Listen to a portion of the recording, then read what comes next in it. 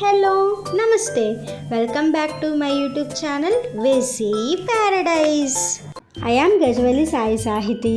ఈరోజు Ramzan recipe series స్పెషల్గా సూజీ గంజి రెసిపీ తోటి మీ ముందుకు వచ్చేసాను.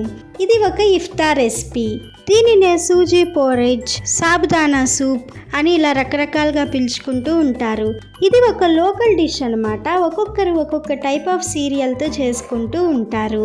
ఈ రెసిపీ గురించి ఇంకా ఎన్నో విషయాలు మీకు చెప్తాను. అవన్నీ మిస్ అవ్వకుండా ఉండాలంటే వీడియోని స్కిప్ చేయకుండా లాస్ట్ వరకు చూడండి. Let's begin the recipe process. First stove మీద ఒక కడాయి కానీ గిన్నె కానీ పెట్టుకొని అందులో 1 టేబుల్ స్పూన్ నెయ్యి యాడ్ చేసుకోండి. ఇఫ్తార్ రెసిపీ అంటే ఫాస్టింగ్ తర్వాత తినే రెసిపీ.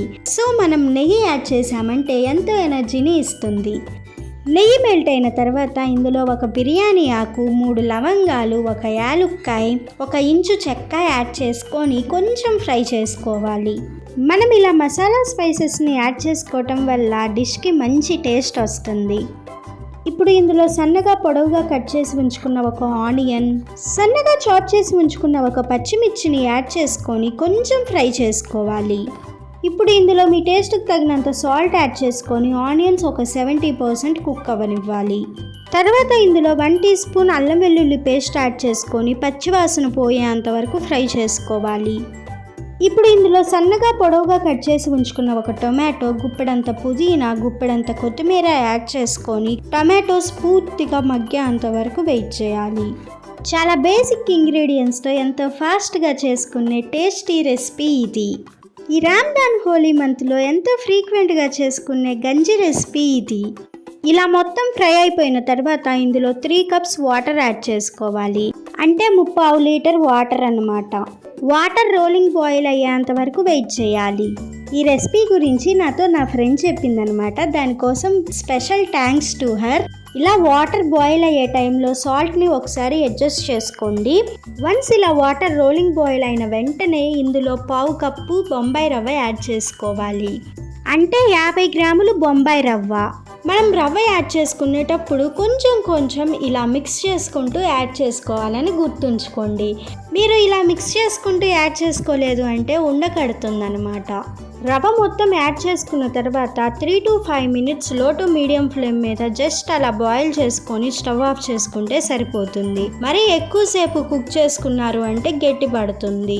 చూడండి, ఇక్కడ చూపిస్తున్న కన్సిస్టెన్సీలో ఉందంటే రవ్వ గంజి పర్ఫెక్ట్గా రెడీ అయిందని అర్థం. ఇప్పుడు ఈ రెసిపీకి ఒక ఫినిషింగ్ టచ్ ఇవ్వాలి. దానివల్లనే ఈ డిష్ యొక్క టేస్ట్ ఎన్హాన్స్ అవుతుంది. దానికోసం ఫస్ట్ మీరు గంజిని ఒక సర్వింగ్ బౌల్లోకి ట్రాన్స్ఫర్ చేసుకొని పైనుంచి ఇలా కారపు బూందీని యాడ్ చేసుకున్నారు అంటే ఎంతో టేస్టీగా ఉంటుందన్నమాట. ఈ రెసిపీ నా ఫ్రెండ్కి ఎంతో ఇష్టమని చెప్పింది. తర్వాతే తెలిసింది దీనిని ఎంతోమంది ఇష్టంగా తింటారని. మరి అంతమంది ఇష్టంగా తినే రెసిపీని మీతో షేర్ చేయకుండా ఎలా ఉంటాను? అండ్ కొన్ని ప్లేసెస్లో అయితే మసీద్లో నమాజ్ అయిపోయిన తర్వాత ఈ రంజాన్ మంత్ మొత్తం కూడా ఈ డిష్ని సర్వ్ చేస్తూ ఉంటారు. కాకపోతే ఒక చిన్న చేంజ్ ఏంటంటే మసీదులో సర్వ్ చేసే ఈ డిష్లో నాన్ వెజ్ స్టాక్ యాడ్ చేస్తారు. ఐ హోప్ ఈ రెసిపీ గురించి మీకు ఇన్ఫర్మేషన్ మొత్తం షేర్ చేసా అనుకుంటున్నా.